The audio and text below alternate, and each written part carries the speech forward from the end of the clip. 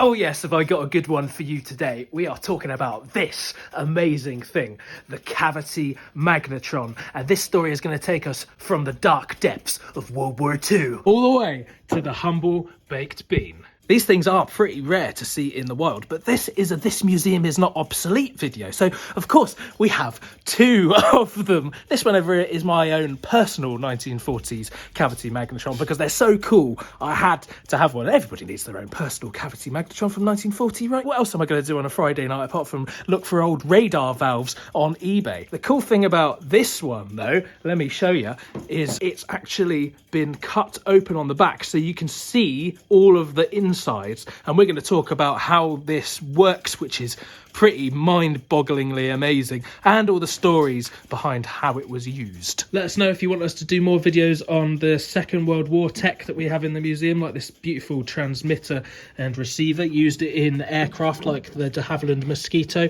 and Avro Lancaster. We've got an aerial reconnaissance camera and a radar screen as well. That's what these Cavity Magnetrons were used for, radar. Before electronic radar, they actually used these big, amazing concrete dishes to try and pick up reflected sound coming across the channel to warn about bomber raids coming over. There's a load of those in Dungeon S, which is not far from here, so you can go and see those when you come and visit us here at the museum. But moving into the radio era, the first types of radar were absolutely massive on big pylons, and you couldn't take them anywhere, and they used long wavelengths, so you didn't get much detail. At the time, the big problem was those pesky U-boats sinking all of our shipping in the Atlantic.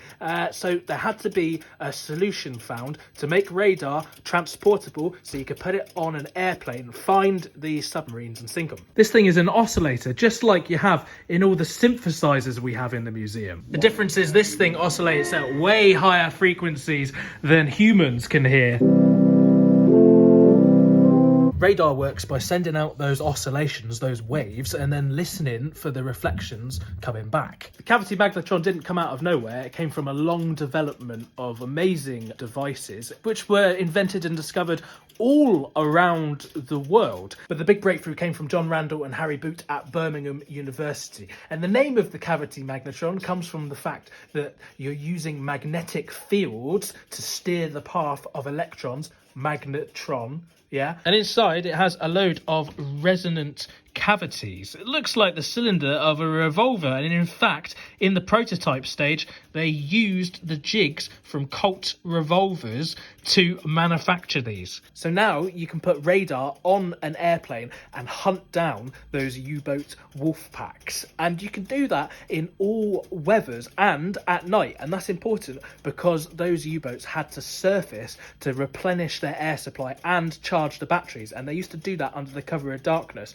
So now you can fly over and find them. And this is really important. We were importing a lot of vital things like food and war supplies from all the way around the world, and the U-boats posed a pretty big threat. When one of these got sent to the States, James Finney Baxter from the Office of Scientific Research and Development said it was the most valuable cargo ever to reach US shores. And they were so worried about this tech falling into enemy hands that until 1943, planes carrying a Cavity Magnetron were only allowed to fly sorties over the sea just in case they were shot down. These things are vacuum tubes, us Brits call them valves, and we've got quite a few vacuum tubes in the museum. These things are pretty cool. They come in all sorts of shapes and sizes, and they were used in every type of electronic device before the invention of transistors. These thyrotrons were used as part of a bigger radar system. You can see how huge they are. The reason why you suck all the air out and make a vacuum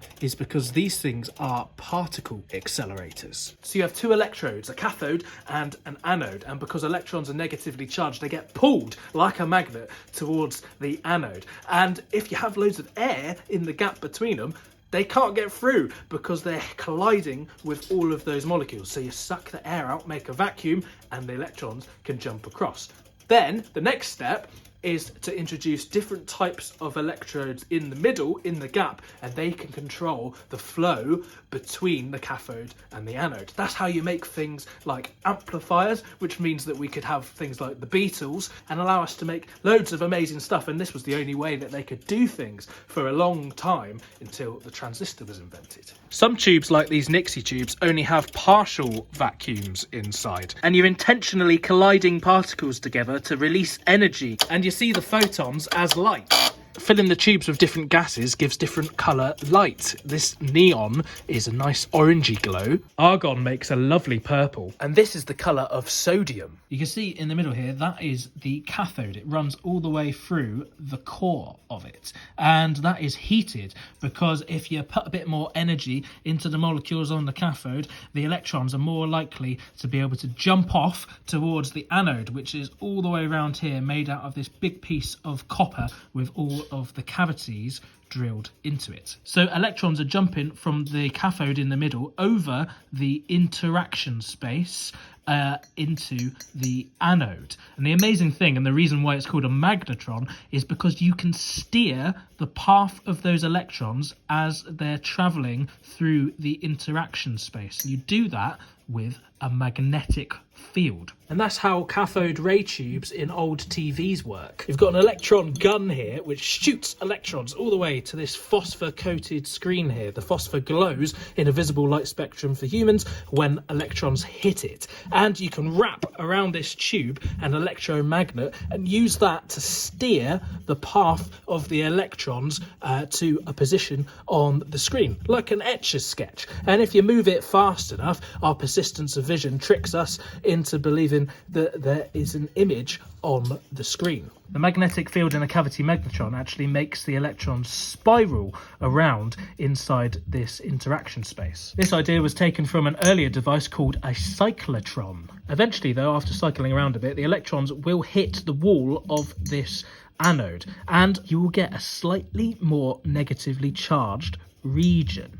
And so now you have slight voltage differences within the anode itself, and that creates current flow, an electrical current flow, as all those differently charged regions try to even out. The genius thing is, because of the cavities, it takes more time for those little charge fluctuations to even out. That's because the current has to flow around the cavities, yeah?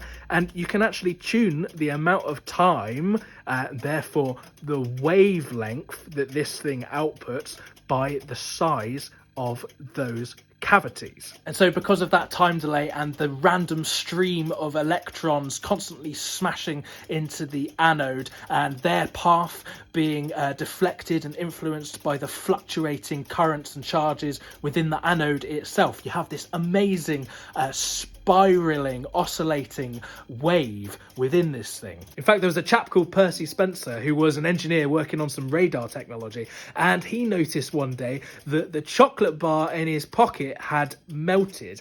So he did a few more experiments. He put some popcorn kernels next to the radar device. They started popping, and at that point I would have started to get a bit worried, but all ended well because he had in fact invented the microwave oven. You can tune the cavities in here so that they emit the wavelength that resonates with water molecules. That jiggles them about, heats them up, and that's how your food cooks in the microwave. There is a little experiment you can do at home, at your own risk, I hasten to add, to demonstrate the power of these resonating microwaves, where you put two grapes together and they vibrate and resonate and create plasma in between them. I'd give that a go, it's quite fun. What are you doing? Just making plasma in the microwave, honey? Let us know how you got on in your fruit-based scientific experiments. Let us know if there was anything else in the video that you want us to do more videos on. Let us know what your favourite thing to cook in the microwave is. Is it these beans?